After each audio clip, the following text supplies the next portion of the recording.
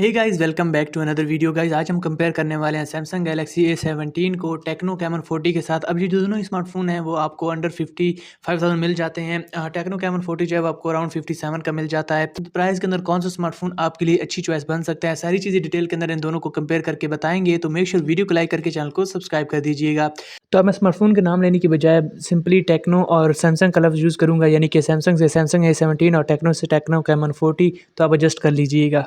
सबसे पहले अगर यहाँ पर दोनों स्मार्टफोन के डिज़ाइन एंड बिल्ड क्वालिटी की बात करें, बाय द वे अनबॉक्सिंग के अंदर टेक्नो के अंदर आपको सारी चीज़ें मिल जाएंगी, जबकि सैमसंग के अंदर आपको सिर्फ केबल मिलेगी, चार्जर और कवर जो है वो आपको एक्स्ट्रा लेना पड़ेगा।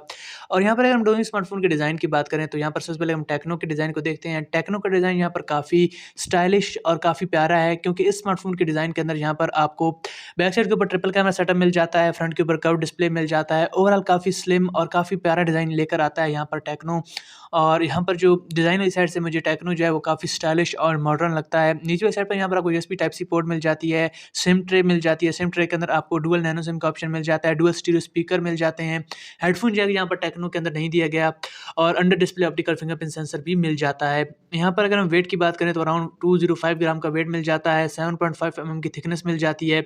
अब बात कर लेते हैं सैमसंग गैलेक्सी A17 की। तो सैमसंग गैलेक्सी A17 का जो डिज़ाइन है वो काफ़ी मिनिमल और काफ़ी प्यारा है। जैसे सैमसंग के डिज़ाइंस होते हैं नॉर्मली वैसे ही मिलता है। यहाँ पर आपको पावर बटन और आपके वॉल्यूम रॉकर्स हैं वो थोड़े से फ्रेम से उठे हुए लगते हैं।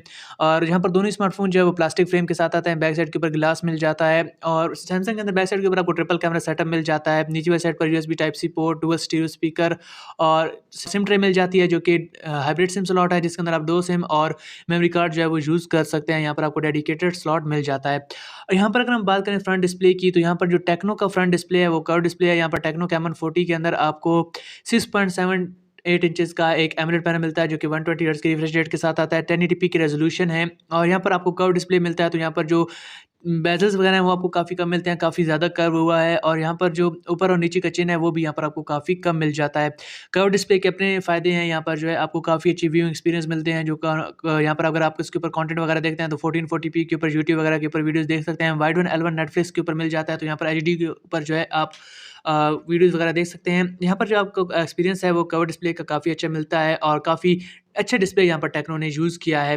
अब बात कर लेते हैं सैमसंग के डिस्प्ले की। सैमसंग के अंदर आपको मिलता है सुपर एमोलेड पैनल, जो कि 6.7 इंचेस की साइज़ के साथ आता है। यहाँ पर आपको 90 हर्ट्ज का रिफ्रेश रेट मिल जाता है, और यहाँ पर फ्रंट के ऊपर नॉच मिलती है। जो चिन्ह है वो थोड़ी सी यहाँ पर आपको ज़्यादा मिल जाती है, बेजल्स भी ज़्यादा हैं। तो यहाँ पर जो आउटडेटेड डिज़ाइन फ्रंट से लगता है, लेकिन यहाँ पर जो डिस्प्ले की क्वालिटी है वो आपको अच्छी मिल जाती है। अब सैमसंग का स्मार्टफोन ले रहे हैं तो यहाँ पर कुछ ना कुछ कंप्रोमाइज़ आपको करना पड़ेगा। बाकी डिस्प्ले की क्वालिटी यहाँ पर आपको डिसेंट मिल जाती है, कंटेंट वगैरह आप इसके ऊपर भी अच्छे तरीके से एंजॉय कर सकते हैं। यहाँ पर दोनों स्मार्टफ़ोन के अलग-अलग चॉइसेस हैं। यहाँ पर जो सैमसंग है वो आपको फ्लैट डिस्प्ले के साथ मिलता है, जो टेक्नो है वो आपको कर्व डिस्प्ले के साथ मिलता है। अगर आप कर्व डिस्प्ले पसंद करते हैं तो टेक्नो का डिज़ाइन पसंद आएगा। अगर आप फ्लैट डिस्प्ले पसंद करते हैं तो थोड़ा आउटडेटेड डिज़ाइन जो है वो सैमसंग का आपको लगेगा, लेकिन फ्लैट डिस्प्ले के लिए ऑप्शन आपके पास सैमसंग ही है। तो डिस्प्ले वाइज साइड से दोनों स्मार्टफोन अलग-अलग अप्रोच रखते हैं, तो दोनों स्मार्टफोन की डिस्प्ले अपने हिसाब से ठीक है। लेकिन यहाँ पर सैमसंग के अंदर आपको 90 हर्ट्ज मिलता है, टेक्नो के अंदर 120 हर्ट्ज मिलता है। तो यहाँ पर ये एक चीज़ जो है वो आपको महसूस होगी। अब बात कर लेते हैं यहाँ पर जो है परफॉर्मेंस पार्ट की। टेक्नो कैमन 40 के अंदर यहाँ पर आपको मीडियाटेक हेलियो G100 अल्टीमेट का चिपसेट मिल जाता है। इसका बेस वेरिएंट 8 GB रैम और 256 GB इंटरनल स्टोरेज के साथ आएगा। एंड्रॉइड 15 के साथ, iOS 15 के साथ ये लॉन्च हुआ था। अब बात कर लेते हैं सैमसंग की। सैमसंग के अंदर आपको मीडियाटेक हेलियो G99 का चिपसेट मिल जाता है। इसका जो बेस वेरिएंट है वो 6 GB रैम और 128 GB इंटरनल स्टोरेज के साथ आएगा। एंड्रॉइड 15 के साथ वन यूआई का यहाँ पर जो है आपको वर्जन देखने को मिल जाता है। कुछ एआई फीचर्स भी यहाँ पर दिए गए हैं वन यूआई के। यहाँ पर सॉफ्टवेयर एक्सपीरियंस के अंदर काफ़ी बड़ा चेंज है, क्योंकि सैमसंग यहाँ पर आपको प्रॉमिस करता है 6 मेजर एंड्रॉइड अपडेट्स, यानी कि एंड्रॉइड 15 के साथ यहाँ पर एंड्रॉइड 21 तक के आपको अपडेट मिल जाएंगे। जबकि टेक्नो के अंदर अपडेट का कोई अता पता नहीं है कि कितने अपडेट कंपनी देगी, कितना पुश करेगी, वो यहाँ पर किसी तरीके से भी हमें टेक्नो की तरफ से कोई क्लैरिफाई नहीं किया गया।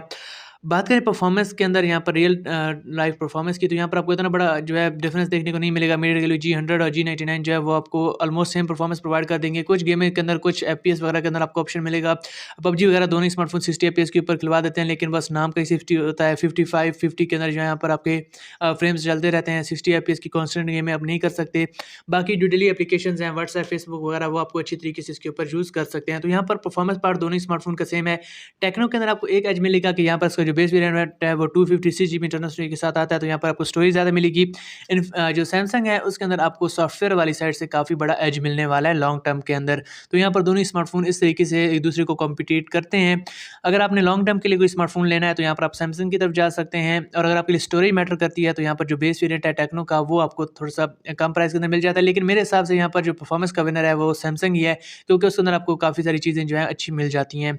अब बात कर लेते हैं कैमरा सेटअप की, तो दोनों स्मार्टफोन ट्रिपल कैमरा सेटअप के साथ आते हैं, लेकिन काम के दोनों के अंदर 2 सेंसर्स हैं।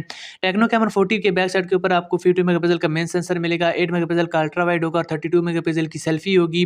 यहाँ पर अगर हम बात करें सैमसंग गैलेक्सी A17 की, तो बैक साइड के ऊपर आपको जो मेन सेंसर है वो 50 मेगापिक्सल का मिलता है, 5 मेगापिक्सल का अल्ट्रा वाइड है, 2 मेगापिक्सल का नाम का सेंसर है, और फ्रंट के ऊपर आपको जो है 13 मेगापिक्सल की सेल्फी मिल जाती है। फ्रंट और बैक के ऊपर दोनों स्मार्टफोन जो है 1080p 30fps के ऊपर वीडियो रिकॉर्डिंग करते हैं।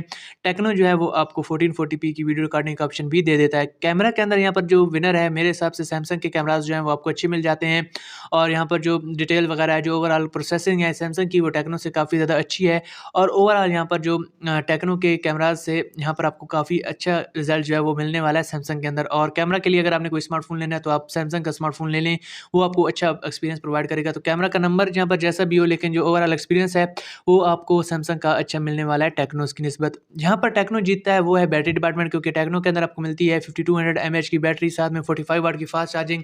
सैमसंग के अंदर आपको 5000 mAh की बैटरी मिलती है 25 वाट की फास्ट चार्जिंग के साथ। यहाँ पर सैमसंग के अंदर बॉक्स के अंदर चार्जर नहीं मिलता, आपको चार्जर अलग से लेना पड़ता है, लेकिन टेक्नो बॉक्स के अंदर चार्जर देता है, तो ये टेक्नो को एक एज मिल जाता है। बैटरी बैकअप भी यहाँ पर दोनों स्मार्टफोन का ऑलमोस्ट सेम होगा, 200 mAh से इतना बड़ा फर्क नहीं पड़ता, लेकिन जो चार्जिंग स्पीड है वो एक तो टेक्नो के अंदर ज़्यादा अच्छी है, और उसके अलावा यहाँ पर जो है आपको बॉक्स के अंदर चार्जर भी प्रोवाइड किया जाता है।